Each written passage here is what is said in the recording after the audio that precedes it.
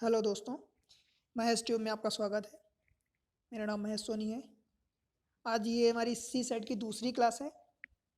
मैं पिछली क्लास में आपको 2022 के सी सेट यूपीएससी सीएसई 2022 के कुछ क्वेश्चंस कराया था। आज उसी क्लास में आगे बढ़ते हुए मैं आपको कुछ और क्वेश्चन कराऊंगा। आप मुझसे टेलीग्राम चैनल पर जुड़ सकते हैं महेश ट्यूब पर, ठीक है। चलिए देरी ना करते हुए आगे बढ़ते हैं। जैसा कि मैं आपको बताया था कि मैं इस सी सेट की सीरीज़ में आपको जो भी क्वेश्चन करा रहा हूँ, मेरा यही प्रयास रहेगा कि मैं आपको कम से कम फार्मूले यूज़ करवाऊँ। फार्मूले जितने कम से कम हो उतने आपको कम से कम फार्मूले बताऊँ। हाँ, जो रिक्वायर हो जाएगी कि अब उसके बिना नहीं होगा या उस फार्मूले से आपको क्वेश्चन बहुत बड़े क्वेश्चन को आप इजी तरीके से कर सकते हैं, मैं वहीं आपको फार्मूले बताऊँगा, ठीक है। और आपको इतना विश्वास दिलाता हूँ कि अगर आप मेरी इन सीरीज़ को क्वेश्चंस को पूरा फॉलो कर लेते हैं, इन पर बेस्ड आप कुछ प्रैक्टिस करेंगे तो डेफिनेटली बता रहा हूँ कि आपका सी सेट तो किसी भी तरीके से रुक ही नहीं सकता। और मुझे उम्मीद है कि आप 100 प्लस एटलीस्ट 100 तो आप 100 क्रॉस ही कर जाएंगे नंबर ऑफ मार्क्स में, ठीक है, सिविल सर्विस के सी सेट पेपर्स में। तो चलिए आगे बढ़ते हैं। आज का क्वेश्चन जो है पहला, देखिए हिंदी और इंग्लिश में मैं दोनों क्वेश्चन दोनों लैंग्वेजेस में आपको लगाए हैं। आपको जो सूटेबल लगे आप अपने अनुसार फेवर कर लें, ठीक है। मैं यहाँ हिंदी में या इंग्लिश में पढ़ूंगा, आप उनको अपने तरीके से पढ़ लें, वीडियो पॉज करें, समझाऊंगा। हमारा जो एक्सप्लेनेशन होगा वो आपको हिंदी में ही होगा, ठीक है। चलिए हिंदी में दिया है, वर्ण A B C D and E इस तरह व्यवस्थित किए गए हैं कि ए एंड ई के बीच यथास्थ दो वर्ण हैं। Means the letter A B C D E are arranged in such a way that there are exactly two letter between A and E. तो क्वेश्चन पूछा है how many such arrangement are possible. देखिए यहाँ पर letter कितने, 5 letter हैं, A B C D, 5 letter हैं, ठीक है। बोला है कि ए एंड ई के बीच 2 लेटर हैं, एग्जैक्टली 2 लेटर। तो सबसे पहले तो आप ए अथवा ई को अरेंज कर लीजिए, इनके बीच 2 लेटर हैं, ठीक है। अब 5 टोटल लेटर हैं तो 5 में से 2 यहाँ हो गए, 2 ये ए ई हो गए, तो एक इधर भी हो सकता है, ठीक। अब ए यहाँ है तो एक ई यहाँ हो सकता है, अथवा ए यहाँ भी हो सकता है, ऐसा भी तो पॉसिबल है। एक ये केस बन गया। दूसरा केस ये बना कि मान लीजिए कि मैं ए 1 2 ई को ले लिया, अथवा ई को ले लिया 1 2 करके, यहाँ ए को ले लिया, ठीक है। अब ये आगे की बजाय मैं अगर पीछे एक लेटर को ले लूँ तो भी 5 हो सकते हैं। एक ये केस हो गया और दूसरा ये केस हो गया, ठीक है। अब समझ रहे हैं ना। अब देखिए ए और ई को तो हमने अरेंज कर दिया ये 4 तरीके से। अब कौन कौन से लेटर बचे, बी बचा, सी बचा और डी बचा, ये 3 लेटर बचे। अब इन 3 लेटर्स को इन 3 प्लेसेस पर फिल करना है अपने को, ठीक। तो 3 लेटर्स को यहाँ पर कोई रिपीटिशन, देखिए यहाँ पर क्या है कि आपको क्वेश्चन में बोला नहीं है कि रिपीटिशन अलाउ नहीं है, बट ये आपको समझना पड़ेगा कि रिपीटिशन यहाँ पर नहीं होगा। कैसे आपको समझ पाएंगे कि रिपीटिशन नहीं हो रहा है। देखिए ए और ई के बीच अगर वो 2 लेटर एग्जैक्टली बोल दिया है, मान लीजिए आप ई को रिपीट कर देते हैं, यहाँ पर कर देते हैं, या ए को रिपीट कर देते हैं, यहाँ कहीं कर देते हैं, तो फिर उनके बीच एग्जैक्टली 2 लेटर्स कहाँ बचेंगे। तो इससे आपको क्लियर हो रहा है कि रिपीटेशन अलाउ नहीं है, रिपीटेशन नहीं हो रहा है। तो देखिए कितने लेटर्स बचे थे, ये बी सी डी, ए और ई तो अरेंज हो गए थे अपने आप में, ठीक है। अब ये 3 लेटर बचे ए बी सी डी, तो 3 प्लेसेस में आप यहाँ पर 3 तरीके से भर सकते हैं, किसी भी 3 को, बी सी डी किसी भी 3 को। अब जब एक यहाँ पर फिल हो गया तो बचे कितने, 2 लेटर, तो उन 2 में से 2 को यहाँ भर सकते हैं, ठीक है। फिर एक बचा तो किसी एक को यहाँ पर आप फिल कर सकते हैं। इनको मल्टीप्लाई आप करेंगे, 3 × 2 × ये 1 इज इक्वल टू 6। तो जब 6 ए एंड ई के लिए आया तो ई और ए के लिए भी तो 6 आएगा ना, तो 6 ये भी आ गया, ठीक। अब दूसरे केस में ये जो हमने लिया था सेम चीज़, यहाँ पर 3 लेटर हैं तो आप यहाँ 3, यहाँ 2, यहाँ 1, तो इसके लिए भी 6 आ गया। सेम चीज़ इसके लिए भी, ये जो ई ए है तो इसके लिए भी 3 × 2 × 1, तो इसके लिए भी 6 आ गया।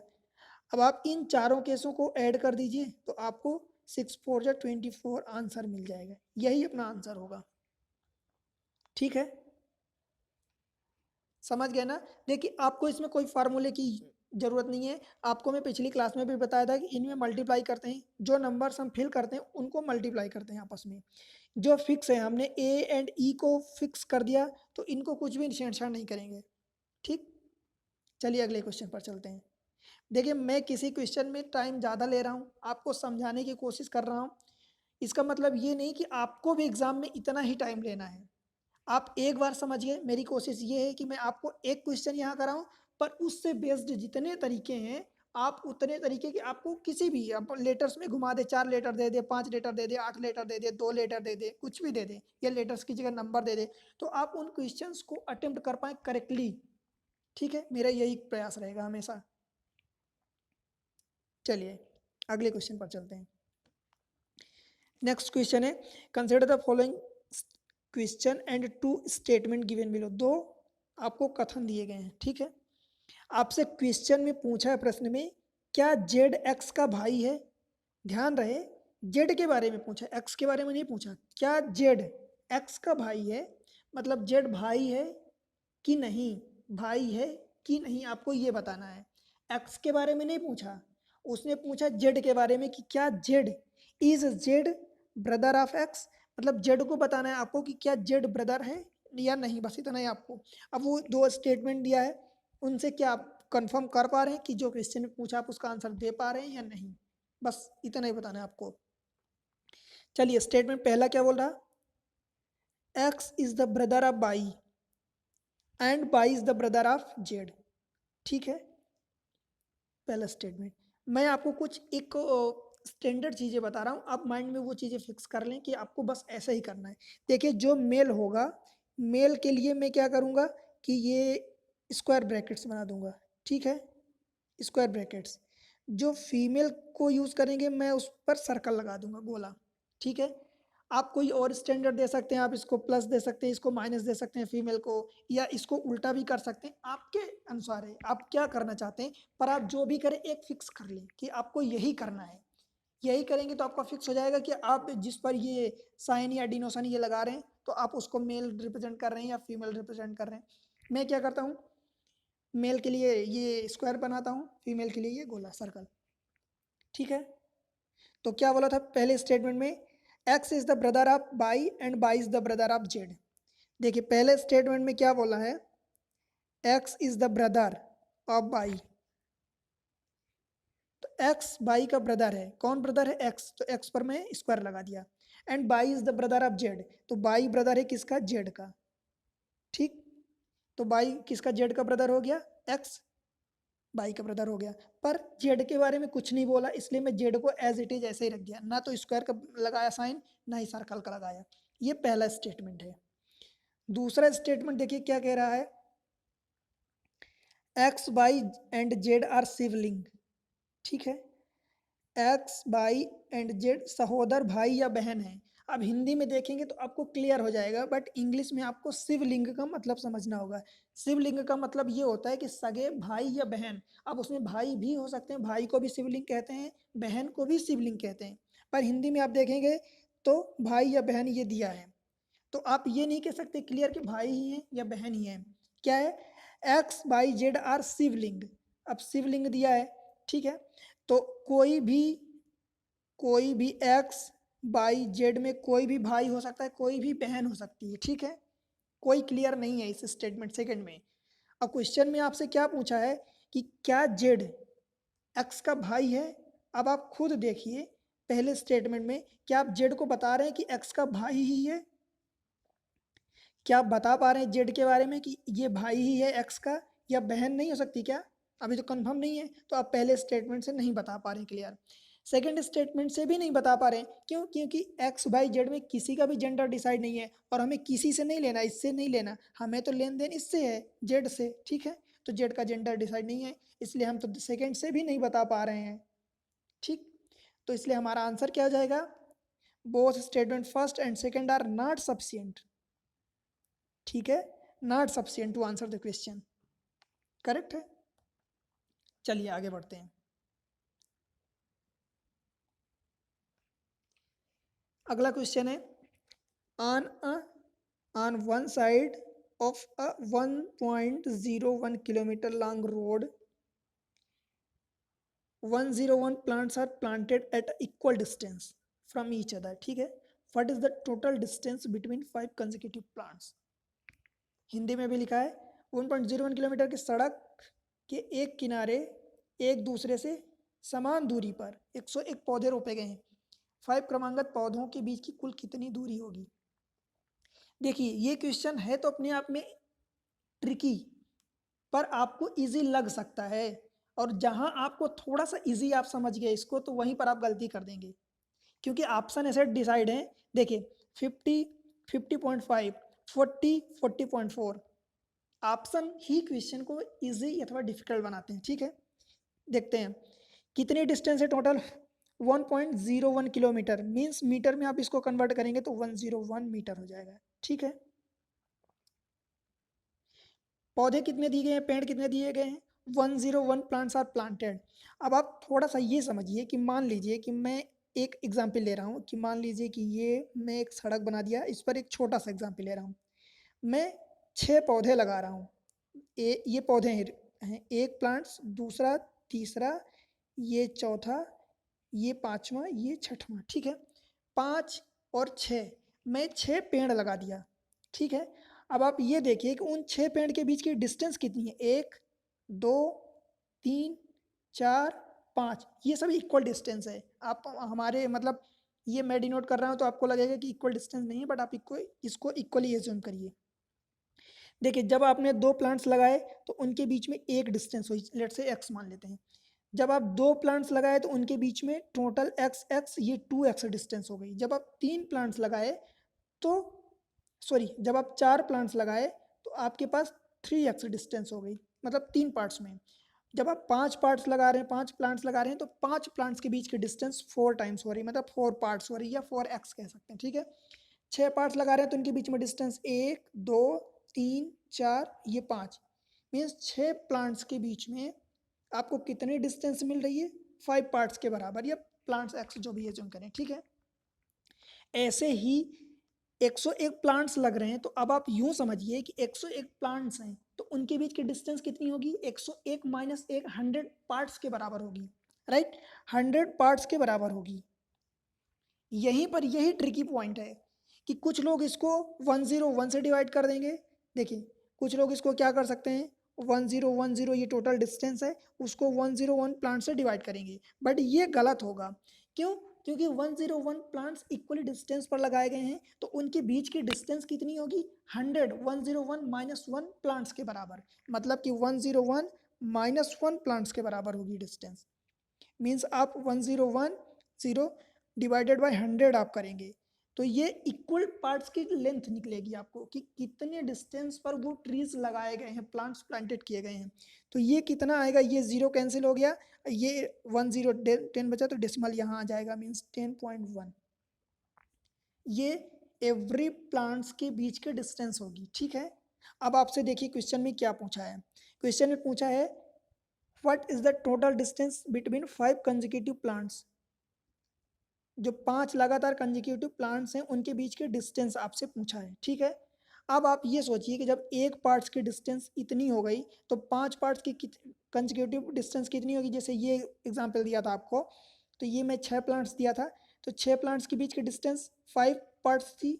ठीक है, 6 प्लांट्स के बीच की डिस्टेंस 5 पार्ट्स थी, तो 5 प्लांट्स के बीच की डिस्टेंस कितनी होगी, 4 पार्ट्स होगी। ठीक है, 4 पार्ट्स, तो 4 पार्ट्स में आप इसको 4 से मल्टीप्लाई कर दीजिए। जितनी एक पार्ट्स के डिस्टेंस निकली थी 10.1 मीटर, उसमें आप 4 का मल्टीप्लाई करेंगे तो ये क्या आ जाएगा, 40.4 मीटर। ठीक है, ये 40.4 मीटर आएगा आंसर इसका। ऑप्शन इतने क्लोज हैं कि मोस्ट ऑफ द स्टूडेंट या तो 40 टिक किए होंगे या 50 टिक किए होंगे, बट ये आंसर गलत है। देखिए इस पर भी ठीक है, मैं भी एक क्वेश्चन पेपर उठाया हूँ सॉल्व किया हुआ, उसी में से है, तो आंसर आपका एक्चुअल में ये होगा 40.4 मीटर। ठीक है, समझ गए ना। आपको ध्यान कहाँ रखना था कि 101 प्लांट्स हैं, आप खुद इमेजिन करिए कि आप किसी भी आप दो एक कंसेक्यूटिव प्लांट्स लगाएंगे तो उनके बीच की डिस्टेंस एक ही पार्ट होगी ना, और अगर उतनी डिस्टेंस पर आप 3 प्लांट्स लगाएंगे तो उनके बीच की 2 पार्ट्स डिस्टेंस होगी। एक की अगर x मानते हैं तो उनके बीच की 2x हो जाएगी, 3 प्लांट्स के बीच की। तो यही समझना है कि 101 प्लांट्स के बीच की 100 मीन्स 101 माइनस 1 पार्ट्स की डिस्टेंस होगी। ठीक, चलिए ये क्वेश्चन आप दिमाग में समझ सकते हैं और ये क्वेश्चन ऐसे टाइप के कभी भी आ सकते हैं। अगले क्वेश्चन पर चलते हैं। देखिए अगला क्वेश्चन है ABCD 3 प्लेसेस। चलिए हिंदी में पढ़ लेते हैं इसको। ABC 3 स्थान इस प्रकार हैं कि A से B के लिए 3 भिन्न रास्ते हैं, B से C के लिए 4 भिन्न रास्ते हैं और A से C के लिए 3 भिन्न रास्ते हैं। इन रास्तों का प्रयोग करके कोई व्यक्ति कितने भिन्न मार्गों से A से C तक पहुंच सकता है। ठीक, देखिए ABC are 3 places such that there are 3 different road from A to B। ये रहा A, ये रहा B। इसके लिए 1 2 3 रोड है A से B के जाने के लिए। ठीक, ये 3। ठीक है, 4 different roads from B to C। B से C के लिए जाने के लिए 4 डिफरेंट रोड हैं, 2 3, ये रही 4।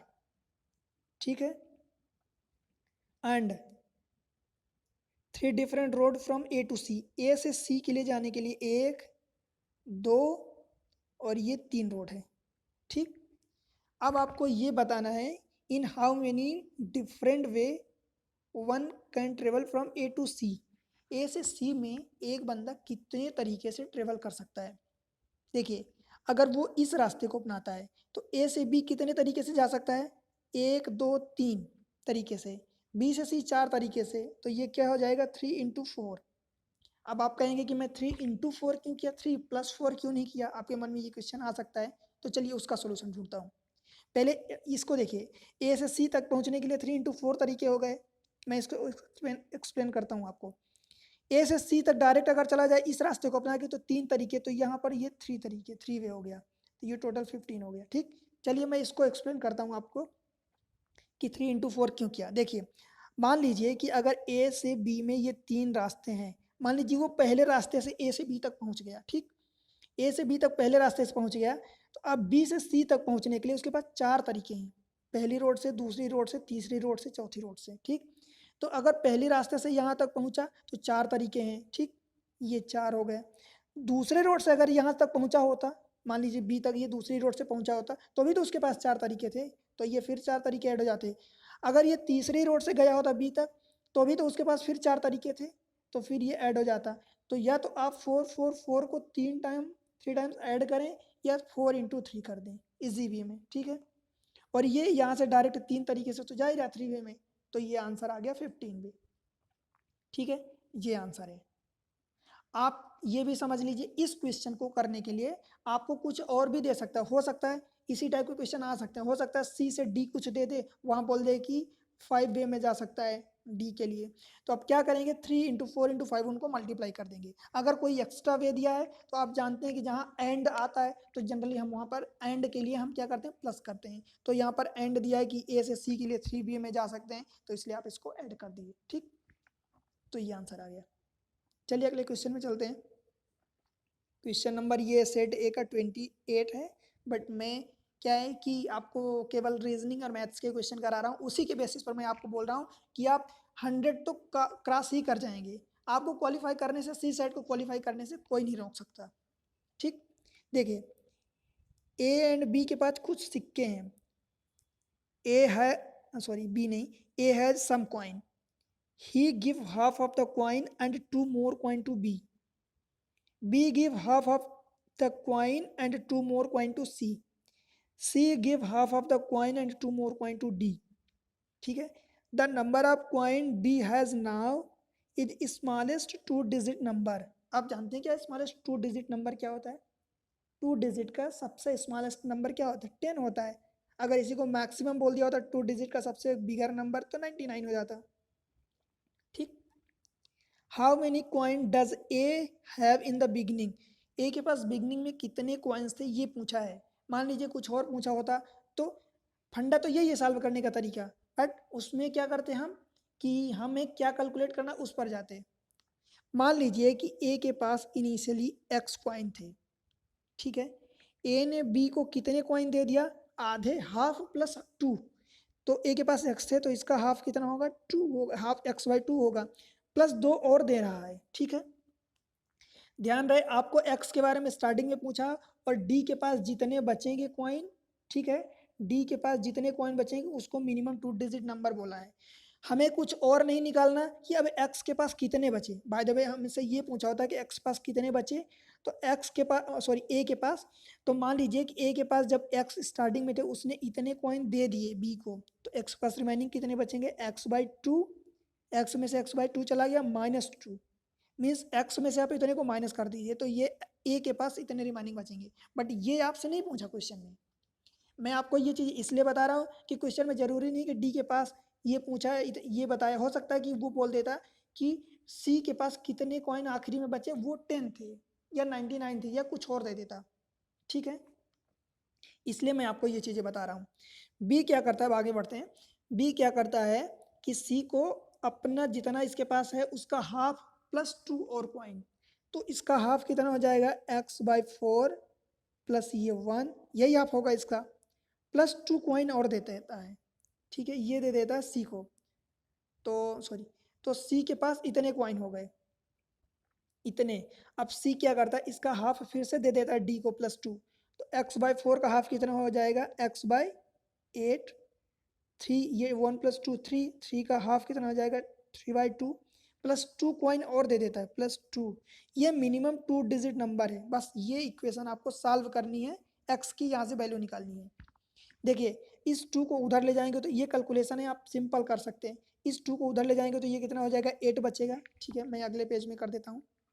ये रहा X by 8 plus 3/2 plus 2 is equal to 10, तो ये रहा एक्स बाई 8 प्लस, इन सबको उधर ले जाइए, इज इक्वल टू 10 -2, ये 8 बचा और ये 3/2 प्लस है तो उधर गया तो -3/2, 2 8 जा 16 -3 13/2, ठीक है, 13/2, इस 2 से इस 4 को काट देंगे तो 4 बचा, तो ये 4 का इधर मल्टीप्लाई हो जाएगा तो x इक्वल टू 13 4 जा 52, 13 चौको 52, ठीक।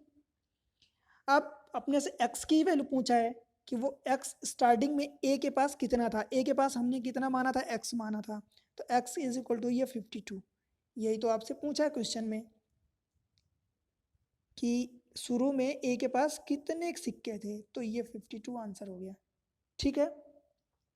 बाय द वे इसमें आपसे ये भी पूछ सकता था कि ए के पास बी को देने के बाद कितने कॉइन बचे, या बी के लिए भी यही चीज़ पूछ सकता था, सी के लिए भी पूछ सकता था, कुछ भी पूछ सकता था, इसलिए मैं आपको वो 2-3 तरीके बताया कि आप यहाँ पर ए के पास इतने बचे तो बी अगर बी के लिए पूछता तो बी के पास मान लीजिए इतने थे, ठीक है, इतने थे एक्स बाई 2 + 2, उसने इसको इतना दे दिया तो इतने में से इतने माइनस करके बी के पास बचेंगे, वही आप निकाल देते, ठीक। तो डिपेंड करता है कि क्वेश्चन में क्या पूछ रहा है, ये तो मैं तरीका आपको बता दिया कि एक्स के पास इतने थे, ठीक है। चलिए आगे बढ़ते हैं, क्वेश्चन नंबर 29 है, इन अ सीरीज श्रेणी दिस में 100वें स्थान पर कौन सा वर्ण आएगा, ये सीरीज दिया है, इसमें बोल रहा है कि which letter appear at 100th place. चलिए देख लेते हैं, सीरीज को पहले पहचानिए कि सीरीज कैसी है, दिया क्या है, इसमें आप देखेंगे तो AA BC आप ऐसे बनाएंगे तो सीरीज को समझेंगे तो शायद आपको एक नज़र में ना दिखे, आप सीरीज को और देखिए अच्छे से। देखिए क्या दिया है, पहले तो ए देखिए, ए दिया है, उसके बाद AB दिया है, ठीक है, फिर उसके बाद ABC दिया है, फिर उसके बाद ABCD दिया है, फिर उसके बाद ABCDE दिया है, मतलब क्या हो रहा कि ए है, फिर ए बी है, फिर ए बी सी है, फिर ए बी सी डी है, फिर ए बी सी डी ई है, उसके बाद A B C D E F होगा। कुल मिला के आप क्या कंक्लूजन निकाल पा रहे हैं यहाँ से कि पहले ए था तो एक था, बाद में ए बी है तो 2 सीरीज है, 2 टर्म्स आए, उसके बाद ए बी सी है तो 3 टर्म्स आए, उसके बाद ए बी सी डी है तो 4 टर्म्स आए, फिर ए बी सी डी ई 5 आए, मतलब ये सीरीज ऐसे ही बढ़ती जा रही है, ठीक है। ये क्या है, sum of the first n natural number, यही है ना। और आपसे पूछा कि 100वें प्लेस पर 100th प्लेस पर कौन सा वर्ण आएगा, कौन सा लेटर आएगा, तो आप इस सीरीज के लिए अगर मैं आपको 100वें लेटर पर बोला है तो मैं आपको ये भी बोल सकता हूँ बिना फार्मूले के कि आप यहाँ से यहाँ तक आप गिन लीजिए, इन सीरीज को ऐड कर दिए 7, 8, 9, 10, 11। तो हो सकता है कि आपको 100th प्लेस पर पूछा है तो आप 2 मिनट 3 मिनट में निकाल लें इसका आंसर ऐड करके। बट अब मान लीजिए कि अगर ये 100 की जगह 150 दिया होता, 200 दिया होता, 500 दिया होता, 1000 दे दिया होता, तो आप क्या करते? तो इस केस में इस सीरीज का फार्मूला एक होता है n इंटू एन प्लस 1/2। ठीक है, ये फार्मूला आप लगाइए। अब एग्जाम्पल लीजिए कि 100 से पहले कोई टर्म्स ऐसा आ जाए जो इस सीरीज में फिट बैठ जाए। मान लीजिए मैं एग्जाम्पल के लिए n इज इक्वल 12 ले लेता हूँ। ठीक है, अगर मैं 12 लेता हूँ तो n की जगह 12 ले रहा हूँ, ये सीरीज जो बढ़ रही है 12 तक जा रही है, तो n की जगह 12 इंटू ये 13/2, 13×6=78। अभी तो बहुत दूर है। 13 ले लेता हूँ तो 13 इंटू 14/2, 7, तो 13×7=91, ये 91 आ गया। ठीक, अब आप सोचिए कि जब मैं n की वैल्यू 13 लिया तो ये 91 आ गया। मतलब अभी 100 प्लेस पाने के लिए मुझे 9 टर्म्स और लगेंगे। ये 9 टर्म्स का मतलब क्या हुआ? यहाँ पर सीरीज में हमने टर्म्स किसको लिया था? ABCDEFGH ऐसे जो दिए थे उनको टर्म्स माना था, उनको हमने नंबर्स लिया था, ये नंबर्स जो सीरीज में चल रहे हैं। तो 91 तो आ गए कि कब लेने पर, कितने लेने पर? ये 13 लेने पर। मतलब 13 का मतलब क्या हुआ कि ABCDEFGHIJKLMM तक, m की वैल्यू 13 होती है ना? तो ये 13 हो गया। अब उसके बाद फिर से तो ABCD से चालू होगा, ये ABCDEF ऐसे फिर से तो चालू होगा। कहाँ तक जाएगा? 14 तक जाएगा। 14 मतलब n तक जाएगा। n का डिनोशन ABCD में 14 तक होता है। ठीक है, तो अब आपको कहाँ तक जाना? 14 तक नहीं जाना, आपको 9 लेटर्स तक जाना है कि 9th प्लेस। टोटल क्या है? 100 प्लेस पर जाना है, तो 91 तो हम काउंट कर चुके हैं इधर। अब क्या है कि 9 प्लेस और ऐड कर दें तो 100 पहुंच जाएंगे। तो अब यहाँ ए से देखिए कि 9th प्लेस पर कौन आता है। तो आपको पता है कि 9th प्लेस पर आई आता है, 8th प्लेस पर एच आता है, 9th प्लेस पर आई आता है। तो इसलिए आपको इस क्वेश्चन का आंसर आई मिल गया। ठीक है, आई। अगर 99th पूछा होता तो फिर 8th होता। ठीक है, इसी तरीके से आप आगे बढ़ सकते हैं। समझ आया ना? चलिए, ये अगला क्वेश्चन है। देखिए, 3 व्यक्ति ABCD किसी पंक्ति अथवा क्यू में खड़े हैं। 3 person ABC are standing in a queue not necessarily in the same order. ठीक, there are 4 person between A and B। A and B के बीच 4 बंदे बैठे हैं, पर्सन है। 7 person between B and C। ठीक है, if there are 11 person ahead of C and 13 person behind A। इसको अगले पेज में कर लेते हैं। क्या बोला है? There are 4 person between A and B। इसमें केसेस बनेंगे गाइस। A एंड B के बीच 4 बंदे बैठे, ये हमने A एंड B के बीच 4 बंदे बैठा दिया। ये ऐसा भी तो हो सकता है कि B और A के बीच 4 बंदे बैठ सकते हैं। ठीक है, अगला क्या बोला है? And 7 person between B and C। पूछा क्या? What is the minimum number of person? Minimum number of person पूछा है। ठीक है, 7 person between B and C। B and C के बीच 7 बंदे बैठे हैं। इसी केस में मान लीजिए मैं एक और इसी में केस बना लेता हूँ। A ये 4 पर्सन, ये B, एक ये हो गया। B ये 4 पर्सन, ये। क्यों बना रहा हूँ ये केस? क्योंकि आप ये समझिए कि B और C के बीच 7 बंदे बैठे हैं। ठीक है, तो अगर मैं 7 बंदों को इधर राइट में बैठा के यहाँ C को बैठा देता हूँ, ये केस बन गया। अगर मैं 7 बंदों को B के लेफ्ट में बैठा देता हूँ, क्योंकि उसने डायरेक्शन नहीं दी कि लेफ्ट में बैठे, B और C कौन सा लेफ्ट है कौन सा राइट, ये नहीं बोला। तो अगर 7 बंदे मैं इधर लेफ्ट में बैठाता हूँ, 4 इधर हो गए बीच में, ये एक 5, 2 और बचे, तो ये B और C के बीच 7 आदमी बैठ गए। ठीक है, 7 person between B and C। ठीक है, सेम चीज जो इधर किए आप इधर भी तो कर सकते हैं। B एंड C के बीच 7 बंदे बैठ गए, अथवा B और C के बीच इधर 4, 5, 2, 7, ये 7 हो गए B एंड C के बीच। ठीक है, इतना क्लियर है? अगला स्टेटमेंट क्या बोला है? If there are 11 person ahead of C and 13 person behind A। मतलब A के पीछे 13 आदमी हैं और C के आगे 11 हैं। ठीक है, क्या है? सी के आगे 11 आदमी हैं। अब देखिए सी के आगे 11 हैं, तो 11 बोला है ना, if there are 11 person ahead of C. हाँ, तो 7 1 8 4 12, सी के आगे 12 तो यहीं हो गए, ये ए मिला के 13 हो गया, और इसने बोला कि 11 ही आगे हैं, तो ये तो केस हट गया पहले। ठीक, इसमें देखिए 2 1 3 4 3 7 2 7 1 8, 2 1 3 4 3 7 1 8, तो 3 और बैठा दिया, 8 3 11 हो गए। अभी ये करेक्ट है। इसमें देखिए, तो अगर इसके बाहर मैं 11 आदमियों को बैठाता हूँ, ये हो जाएगा। ठीक, और 13 आदमी ए के पहले बैठे हैं, तो ए के पहले देखिए ये 2 1 3 और ये 8 और बैठा दिया। ठीक है, इसमें 13 बैठा दिया। ये ए के पहले कितने हो गए, 13 बोला है ना, तो 8 1 9 और ये 2 11, ये 10 हो जाएगा। ठीक है, तो ए के पहले कितने बैठे हैं, तो 2 1 3 और 10 3 13, ए के पहले 13 इधर आ गए, ये तो कैसे ही हट गया। इसमें देखिए, तो सी के आगे कितने हैं, 11 आदमी, तो ये मैं 11 बैठा दिया। ए के पहले कितने हैं, तो ए के पहले 4 1 5, टोटल 13 हैं, तो ये कितना हो गया, 5 और 8, ये 8 हो गया, 8 5 13। अब क्वेश्चन में आपसे पूछा क्या है वो देखिए, 3 केस बन गए, एक केस हट गया, 3 केस बचे। What is the minimum number of person in the क्वे। अब देखिए मिनिमम ऑप्शन में क्या दिया, 22 दिया, 32 दिया, 28 दिया, 32, इनमें से मिनिमम 22 तो हो सकता है, क्योंकि मिनिमम ऑप्शन में 22 है, 22 से नीचे तो कोई हो ही नहीं सकता, है ना। क्योंकि 22 से मान लीजिए कि अगर अपनी श्रृंखला में, सीरीज में, क्वे में हमने 20 मेंबर्स बैठा दिए, 20 मेंबर्स की सीरीज होगी, पर 20 तो ऑप्शन में ही नहीं है, मतलब 20 से नीचे तो, मतलब 22 से नीचे तो हो ही नहीं सकता जो इनमें मिनिमम है। पर जरूरी नहीं है कि जो इसमें ऑप्शन में मिनिमम दिया है वही अपना आंसर हो जाए, ये जरूरी नहीं है, ये आपको समझना पड़ेगा। ठीक है, देखिए चलिए गिनते हैं, इस सीरीज में मिनिमम कितने हैं, 13, एक 14, 4 18, 18 हो गए ना, 19, 19 7 26, एक 27 और 11, ये कितने हो गए, 38 हो गए, इसमें 38 हो गए।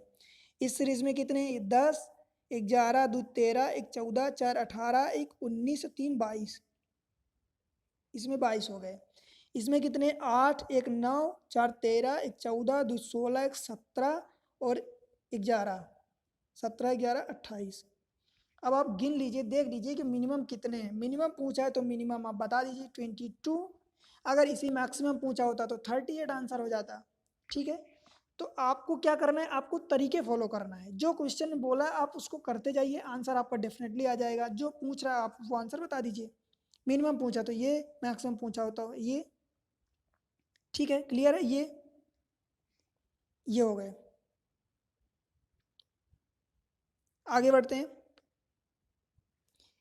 Question number 35, how many seconds in the total are there in the X week, X day, X hour, X minute and X second.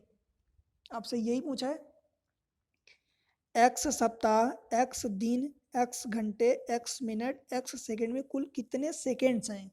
ठीक है, आपसे सेकेंड पूछा है। अब आप आंसर देखेंगे तो सब में एक्स एक्स एक्स लगाया है। इन एक्स का मतलब ये नहीं है कि वो एक्स एक डिजिट के रूप में नहीं है कि वन, जैसे पहला ऑप्शन जो दिया है 11580 एक्स, तो एक्स का मतलब ये नहीं कि आप एक्स की वैल्यू सपोज 5 ले लेंगे तो 0 के बाद 5 आ जाएगा, नहीं, वो एक्स का यहाँ मल्टीप्लीकेशन है, आप यूँ समझिए। ठीक है, एक्स का यहाँ मल्टीप्लाई है, मीन्स 11580 इंटू एक्स दिया है, तो एक्स का मतलब तो आप ये समझिए कि 5 5 भी हो सकता है, 25 भी हो सकता है। है ना।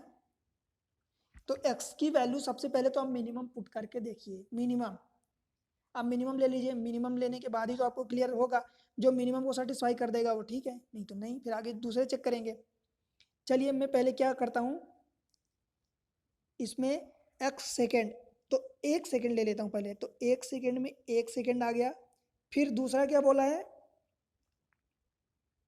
एक्स मिनट, तो मान लीजिए एक्स मिनट है, तो 1 मिनट में 1 ले रहा हूँ, एक्स की वैल्यू में 1 ले रहा हूँ, तो एक्स मिनट मतलब 1 मिनट में 60 क्या हो जाएगा, 60 सेकेंड।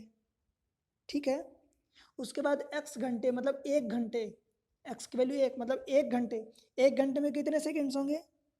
360 सेकेंड।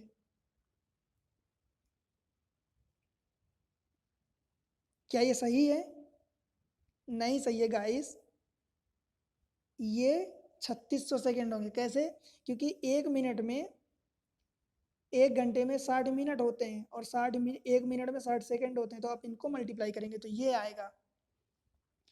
फिर इसमें आप 60 का फिर से मल्टीप्लाई करेंगे तो भी एक बड़ा नंबर आएगा, तो ये डबल जीरो आ जाएगा। और इसमें 60 का तो ये कितना आ जाएगा? 60 का क्यों? क्योंकि ये 1 घंटे हो गए। फिर 1 घंटे के बाद क्या दिया था क्वेश्चन में? एक्स दिन दिया है, तो आप 24 का मल्टीप्लाई करेंगे, राइट?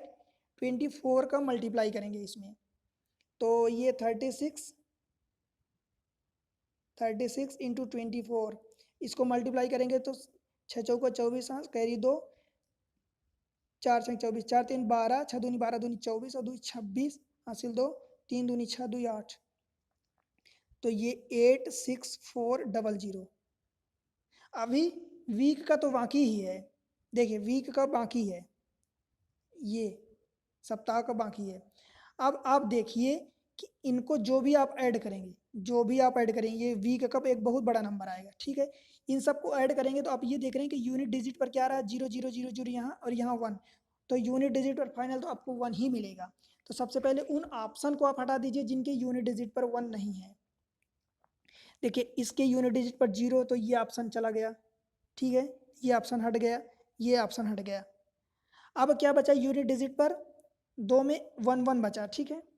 2 में ऑप्शन में बी एंड डी में 1 1 बचा। अब आप देखिए इधर कि यहाँ पर ये 86,000, ये 86,400, ये 3,661, तो 86,000 से तो ऊपर ही आएगा। अभी ये वीक का तो जोड़ना बाकी है, तो ये बहुत करोड़ों में नंबर आ जाएगा। और इधर जो दूसरा ऑप्शन बी दिया है, यहाँ पर क्या दिया? 11,581, ये तो एक बहुत छोटा सा नंबर हो गया है ना?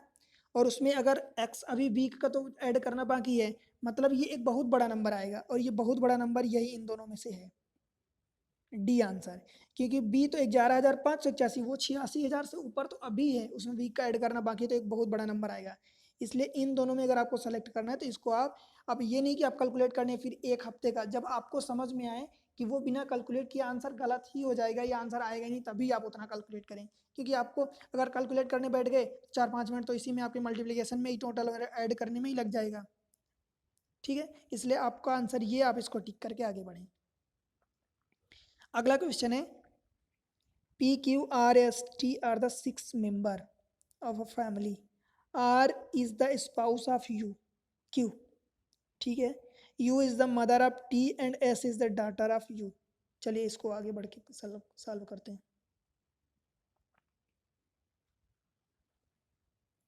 R and Q स्पाउस हैं। स्पाउस का मतलब आपने हिंदी में पढ़ा होगा। देखिए स्पाउस का मतलब ये होता है कि या तो हस्बैंड भी हो सकते हैं या वाइफ भी हो सकती हैं। स्पाउस का मतलब क्लियर नहीं है कि वो तो, या तो वो हस्बैंड ही होगा या वाइफ ही होगी, कोई भी हो सकते हैं दो में से।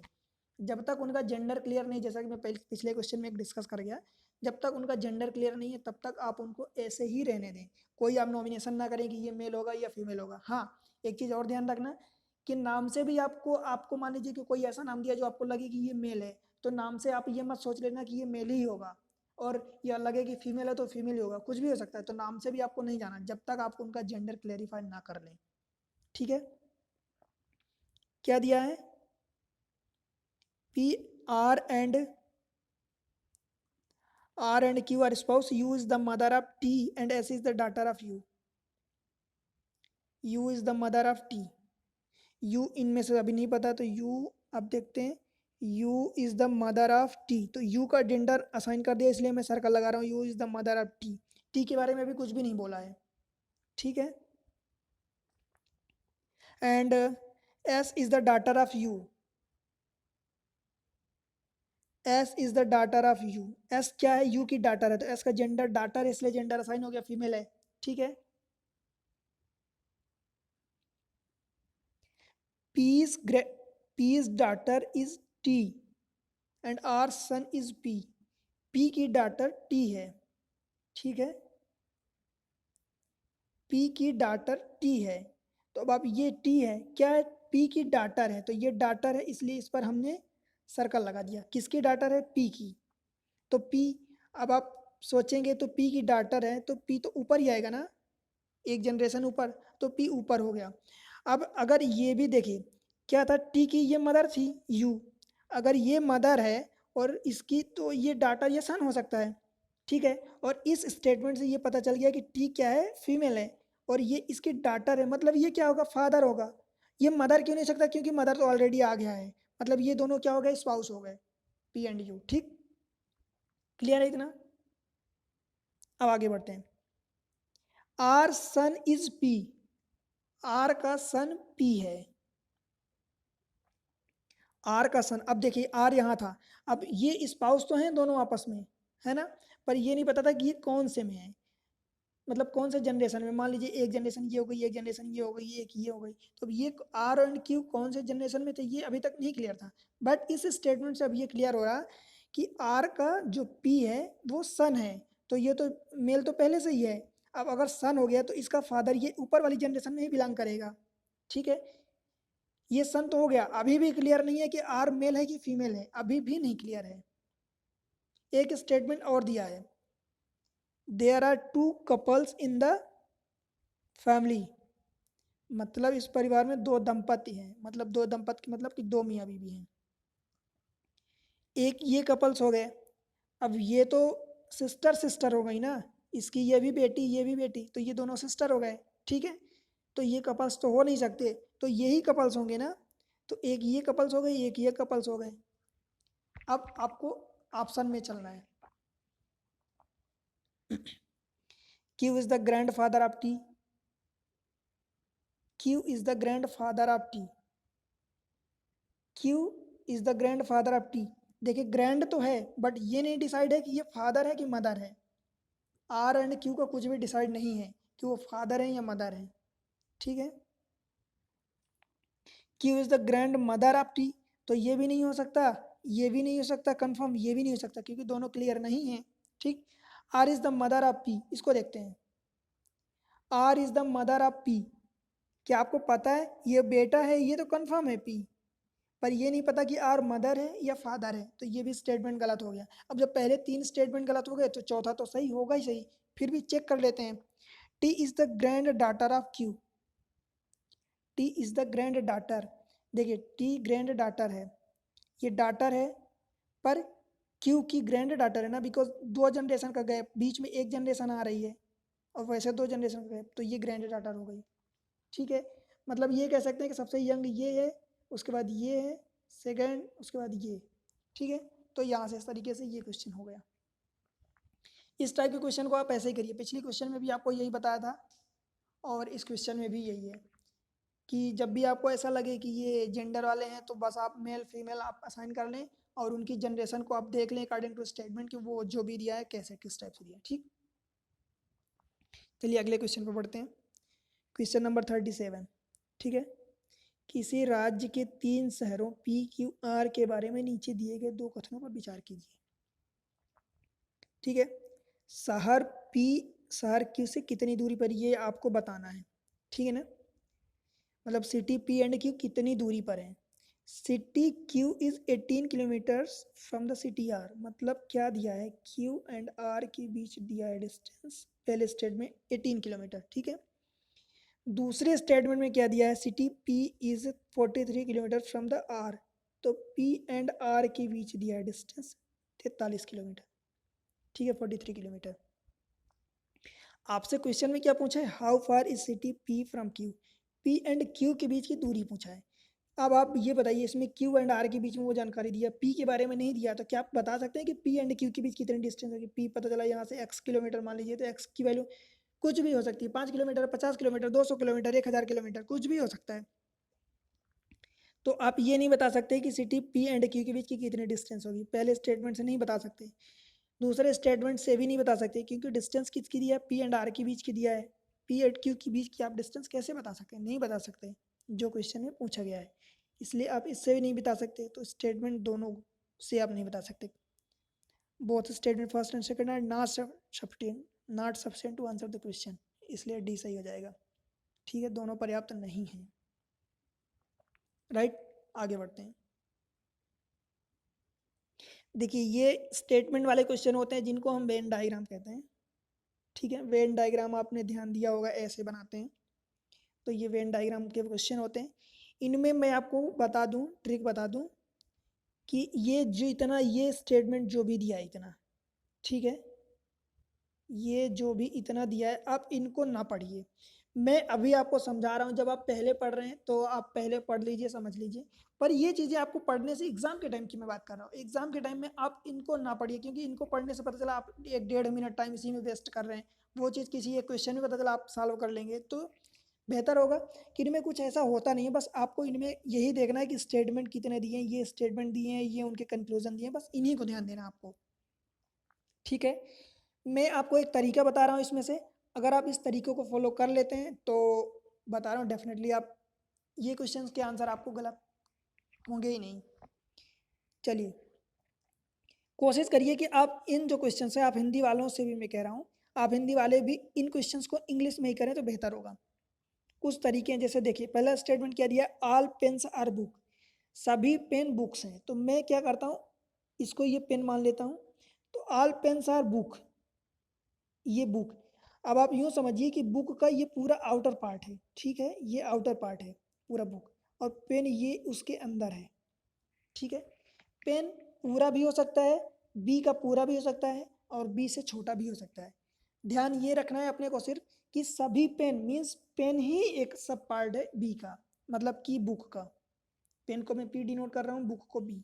ठीक है, अगला स्टेटमेंट है no chair is a pen, इस पेन का चेयर से कोई कनेक्शन नहीं है, तो ये चेयर हो गया। इस नो पेन आर चेयर अथवा नो चेयर आर पेन, ध्यान इसमें आपको ये रखना है कि बुक का चेयर से कनेक्शन हो भी सकता है, नहीं भी हो सकता है, क्योंकि बुक जो है, बुक का ये आउटर पार्ट, मतलब बुक बड़ा पार्ट है, तो बुक जो है इससे सी से कनेक्ट हो भी सकता है, नहीं भी हो सकता, ऐसी कोई जानकारी नहीं दिया है। बट पी, पेन और चेयर ये दोनों आपस में कनेक्ट नहीं है, no chair is a pen. ठीक है, अब इन्हीं दो स्टेटमेंट के बेसिस पर आपको कंक्लूजन निकालना है। चलिए बढ़ते हैं कंक्लूजन पर।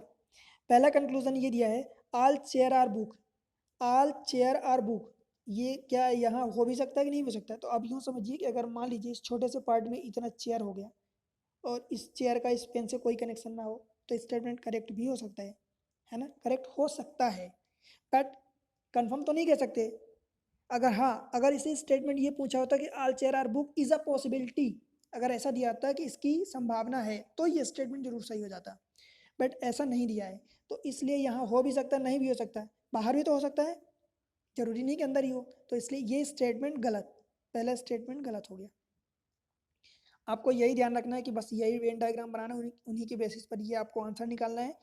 एक ही चीज़ ध्यान रखना है कि कभी उसमें बोल देता है कि इसकी पॉसिबिलिटी है, और स्टेटमेंट में कभी बोलता है कि इसकी पॉसिबिलिटी नहीं है। तो अगर पॉसिबिलिटी वाला स्टेटमेंट या कंक्लूजन है, तो आप देख लीजिए कि अगर पॉसिबिलिटी बन रही तो स्टेटमेंट करेक्ट होगा, अदरवाइज वो स्टेटमेंट रॉन्ग होगा। ठीक है, अगर पॉसिबिलिटी जैसा नहीं लिखा है और उसके हो भी रहे हैं, नहीं भी हो रहे हैं, दोनों चांसेस है, तो उसको आप गलत करेंगे।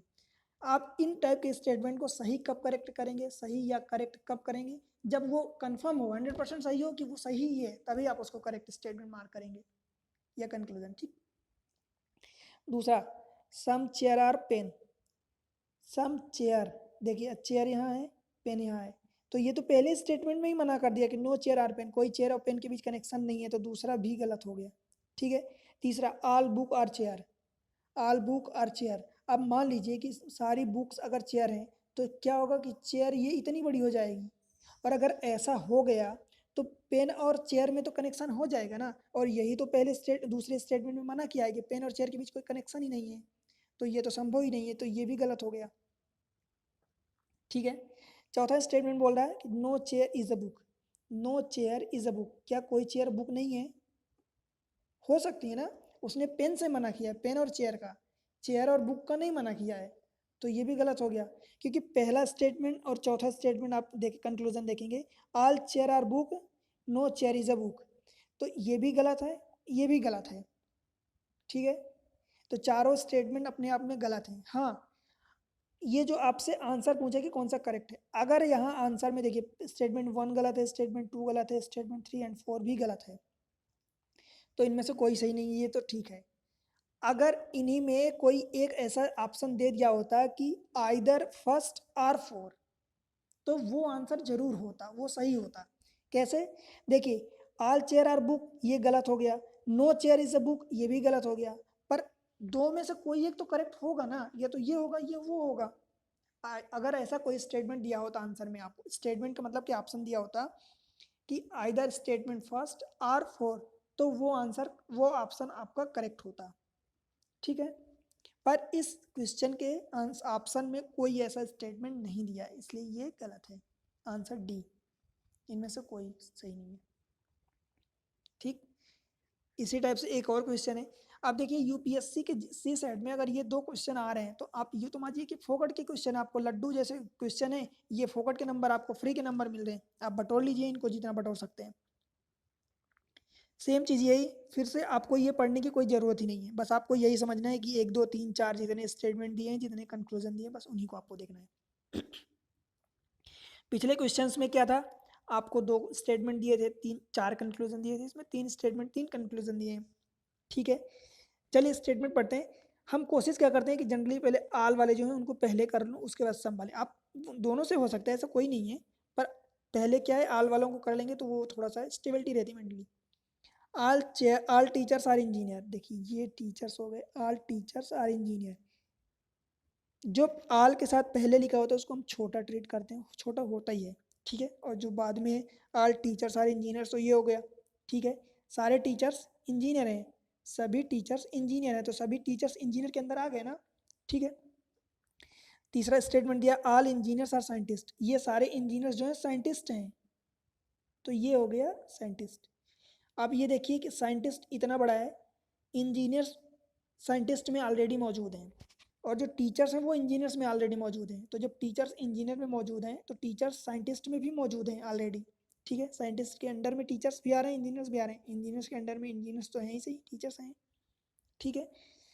पहला स्टेटमेंट दिया है सम डॉक्टर्स आर टीचर, ये देखिए क्या दिया है, सम डॉक्टर्स आर टीचर्स। आप यूं समझिए, इसने टीचर्स और डॉक्टर्स के बीच कुछ रिलेशन बोला है, उसने ये नहीं बोला कि टीचर्स और इंजीनियर्स के बीच है, टीचर्स और साइंटिस्ट के बीच है। पर आपको ये समझना है कि ये जो टीचर्स है वो इंजीनियर्स में ही इंक्लूड है, तो डॉक्टर का इंजीनियर से रिलेशन हो गया ऑलरेडी, टीचर्स साइंटिस्ट में भी इंक्लूड है, तो डॉक्टर्स का साइंटिस्ट से भी रिलेशन हो गया। मतलब कुछ टीचर्स भी हैं, कुछ इंजीनियर्स, कुछ साइंटिस्ट भी हैं जो डॉक्टर हैं, ठीक। कंक्लूजन में चलते हैं। Some scientist are doctor, some scientist are doctor, अभी जैसा मैं आपको बता रहा था ये पूरे साइंटिस्ट हैं और ये डॉक्टर हैं, तो इतने वाले पार्ट्स तो साइंटिस्ट और डॉक्टर हैं ना, मतलब पहला स्टेटमेंट करेक्ट हो गया, ठीक है। दूसरा statement all engineers are doctor, engineers तो ये पूरे हैं, ऑल इंजीनियर्स डॉक्टर, क्या पूरे इंजीनियर्स डॉक्टर आपको दिख रहे हैं क्या? आपको तो इतने इंजीनियर्स ना डॉक्टर दिख रहे हैं, तो मतलब ये स्टेटमेंट गलत हो गया। ठीक है। तीसरा statement some engineers are doctor, देखिए some engineers are doctor, definitely engineers के ये इतने पार्ट्स जो हैं डॉक्टर हैं, तो तीसरा स्टेटमेंट भी सही है, इसलिए दूसरा गलत है, पहला तीसरा सही है, इसलिए आंसर सी हो गया, ठीक है। तो आपने देखा ना कि ये कितने आसानी से ये इस टाइप के क्वेश्चन अरे हो रहे हैं, बस आपको यही छोटा सा करना है, वेन डायग्राम, और बस पॉसिबिलिटी दिया है तो पॉसिबिलिटी के तरीके से वो आप, अगर निकल रही पॉसिबिलिटी हो रही तो आप उसको सही करें, करेक्ट करें, और अगर पॉसिबिलिटी नहीं हो रही तो आप उसको इनकरेक्ट करें। दूसरी बात ये ध्यान रखनी है कि अगर कभी जैसे आप देखिए इसमें बोला है all engineers are doctor, some engineers are doctor, ऐसा कुछ अगर एक स्टेटमेंट दिया है और दूसरा उसको निगॉय कर रहा है, मतलब उसको नकार रहा है, तो उन दोनों में से आइदर का कोई स्टेटमेंट, मतलब ऑप्शन दिया है कि आइदर ये और ये, तो वो आइदर वाला स्टेटमेंट सही हो जाएगा, बट वो इंडिविजुअली दोनों स्टेटमेंट गलत होंगे, जैसा पिछले क्वेश्चन में देखा, ठीक है। चलिए आगे क्वेश्चन बढ़ते हैं, ये आज का हमारा लास्ट क्वेश्चन है, ठीक है। 40th 8 student A B C D E F G H are sit around a circular table equidistant from each other facing center, सभी सेंटर की ओर बैठे हैं मुंह करके, of the table not necessarily in the same order, same order में जरूरी ये नहीं, ठीक है। B and D sit neither adjacent to C nor opposite to C. मैं ये एक सर्कल बना लेता हूँ, सभी अंदर की ओर बैठे हैं, तो ये 1 2 3 4 5 6 7 8, ये 8 लोग बैठे हैं। मान लीजिए मैं इसको सी यहाँ बैठा दिया, तो क्या बोला, B and D sit neither adjacent to C nor opposite to सी। मतलब बी एंड डी यहाँ भी नहीं बैठेंगे, ये दोनों यहाँ भी नहीं बैठेंगे, सी के अपोजिट में भी नहीं बैठेंगे, ठीक है। एक और सर्कल बना लेता हूँ आपको समझने के लिए आसानी होगी। 1 2 3 4 5 6 7 8, ठीक। देखिए अगला स्टेटमेंट क्या बोल रहा है, A sit in between E and D. मान लीजिए मैं ए को यहाँ बैठा दिया, तो ई एंड डी अथवा डी अथवा ई के बीच में ये ए बैठ गया, ठीक है। लिखने में थोड़ा सा वो स्पेस के कारण समझ लीजिए आप, ये ए हो गया और डी अथवा ई अथवा डी के बीच में ए बैठ गया, ठीक है। And F sit in between B and H. B and H नहीं पता कहाँ है, तो एफ बी एंड एच के बीच में बैठा है। अब चलिए ऑप्शन पढ़ते हैं। B sit between A and G. अब आप देखिए कि ए यहाँ बैठा है, अगर मान लीजिए मैं जी को ज़्यादा से ज़्यादा कहाँ बैठा सकता हूँ, ज़्यादा ए के क्लोज यहाँ बैठा सकता हूँ या यहाँ बैठा सकता हूँ, तो बी कहाँ बैठेगा इन दोनों के बीच, ई एंड डी, इधर भी ई एंड डी, तो उनकी तो जगह ही फिक्स है, तो ए एंड जी के बीच बी तो कहीं आ ही नहीं सकता ना, तो ये आंसर अब स्टेटमेंट गलत हो गया, ठीक है। Option C sit opposite to ji.